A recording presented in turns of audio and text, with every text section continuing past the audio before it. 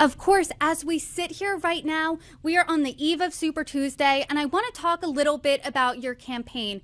Earlier in February, you suspended your campaign. Just last week, you lifted that suspension, and now you're back in the race. Can you talk a little bit about that decision? On an electoral basis, I had done very poorly in those first three primary states.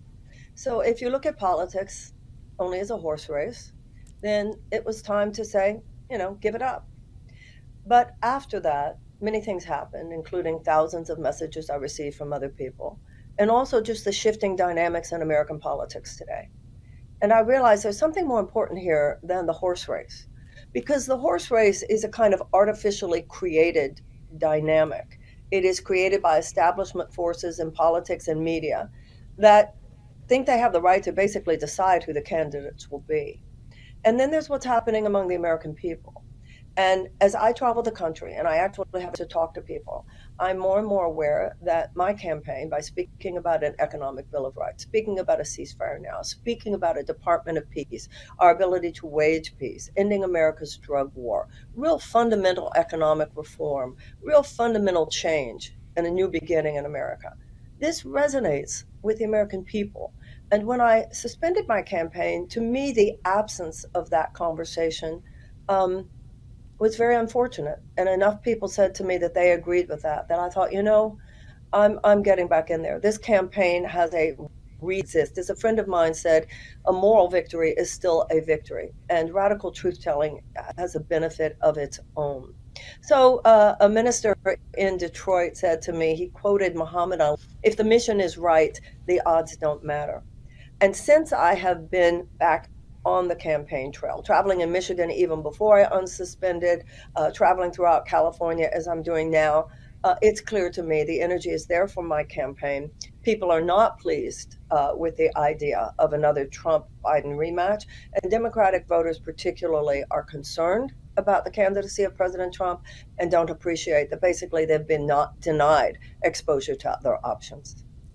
I want to talk about that horse race just a little bit because, to your point, most voters in America don't want to see that 2020 sequel again. 64% don't want Biden to run again. 53% say the same about Trump, according to a Harris X Forbes poll. But President Biden is winning the Democratic primary as of now pretty handily. Where do you think this disconnect is, and why do you think it exists? I'll tell you what the disconnect is. We've returned to what is, in essence, Tammany Hall politics. The Democratic Party establishment elite has acted like it's 100 years ago, a bunch of men sitting around a table smoking cigars and feeling entitled to basically decide who gets to be the candidate. I am old enough to remember when Eugene McCarthy primaried Lyndon Johnson. Lyndon Johnson was an incumbent president. And when McCarthy ran and then Bobby Kennedy Sr., nobody thought that was weird. It was simply democracy. People primary incumbent senators, incumbent congresspeople all the time. But the DNC was very overt, and instead of the traditional role of a political party, where the political party stands in the background, and then the people decide, that's democracy. The people decide. The people should have exposure. They should hear from all the qualified candidates. That it should be the purpose of the media. That should be the purpose of the political system, for the people to have exposure to any candidates and their ideas and their agendas. And then the political party is supposed to come in. Rather, what happened this year is that the DNC said from the beginning that they see their role as helping the president become nominated and then become president. Well, their role is to help the nominee become president, absolutely. But their role is not to determine who the nominee should be. Suppressing a candidate is a form of voter suppression. So what happened here is that everything from psyops to blacklisting on CNN, blacklisting on MSC, I call it a political media industrial complex. Blocking appearances, throwing candidates off ballots in my case, and then also in Dean Phillips' case. And then you add to that the money. Our system is designed in such a way that only those with access to huge money, we're not talking about a lot of money, we're talking about a lot of money, have a chance to get anywhere near the pinnacles of power. So that's how it happens. That's how they squelch any candidate or any conversation that they don't want in the mix. And I'm not the kind of woman who's going to shut up because of such a thing.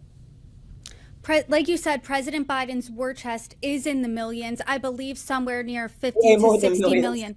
million. So what's your message then to the DNC? My message to the message, I don't have a message to the DNC. I have my mere presence here is a message to the DNC. I have a message to the American people. The DNC knows that my message is that which resonates to the American people, which is why they have tried so hard to block me. A majority of Republicans as well as Democrats want Medicare for all. A majority of Republicans as well as Democrats want tuition-free college and tech school. The issues that I stand for instance, with my economic Bill of Rights, Medicare for all, tuition-free college and tech school, subsidized childcare, paid family leave, guaranteed sick pay, guaranteed living wage, and affordable housing. These things are considered moderate positions in every other advanced democracy. So we have a system now that serves the donor class more than it serves their own constituencies. And they know that what I am talking about resonates with the American people when the American people actually hear me. That's why they've called me an unserious candidate. They've called me an unserious candidate because they know how serious I am.